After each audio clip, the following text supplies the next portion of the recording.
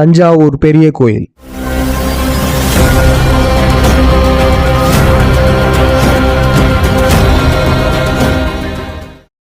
தமிழ்நாட்டை the land of டெம்பிள்ஸ்னு சொல்லுவாங்க, அதாவது கோயில்களின் நாடு. சுமார் 30,000 கோயில்களுக்கு மேலே தமிழ்நாட்டில் இருக்கு. இந்த காலகட்டத்தில் மிச்சம் மீதி இருக்கிற கோயில்களே எவ்வளோனா, அப்போ நம்ம எதிரிகளால் அழிக்கப்பட்ட கோயில்கள் எத்தனை இருந்திருக்கும்.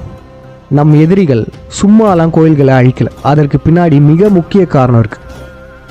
இந்த சிலையை பாருங்களேன், நம்ம கோயில்களில் ஏதோ ஒரு மூலையில் செதுக்கப்பட்ட சிலை. ஆனால் இந்த சிலையில் பாருங்க, ஒரு காதிலிருந்து மற்றொரு காதுக்கு ஒரு வயர் போகிற அளவுக்கு கேப் வச்சுருக்காங்க.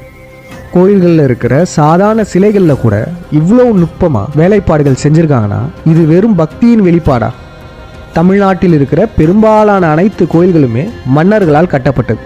இது வெறும் நம் மன்னர்களின் பக்தி தான் சொல்லிட்டு நம்மளால் கடந்து போக முடியாது. அப்போ இதுக்கு மேலே வேற என்ன காரணம் இருக்க போகுது?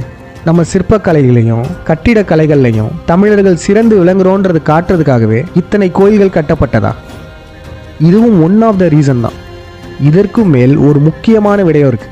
நம் கோயில்கள் நம் வரலாற்றை சொல்லக்கூடியது. நம்மளுடைய எதிரிகள் பல லட்சம் கோயில்களை அழித்ததற்கான மிக முக்கியமான காரணமும் இதுதான்.